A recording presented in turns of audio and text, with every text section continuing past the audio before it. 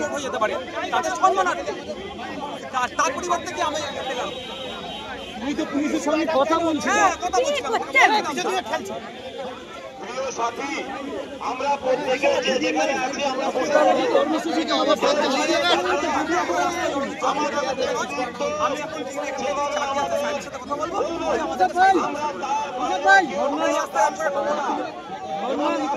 অবস্থান চালিয়ে যাবেন। অবস্থান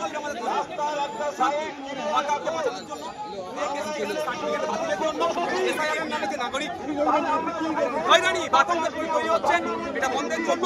পরিযায়ী শ্রমিকরা ভিন্ন রাজ্যে আক্রান্ত হচ্ছে, সেটা বন্ধের জন্য। এবং সাথে সাথে সার্টিফিকেট নিয়ে যেভাবে পিছিয়ে পড়ছে হিন্দু আর মুসলমানরা ক্ষতিগ্রস্ত হচ্ছে, এর স্থায়ী সমাধানের জন্য জোরে খুশি মেরেছে আমাকে। পারমিশন দিতে হবে আমাকে।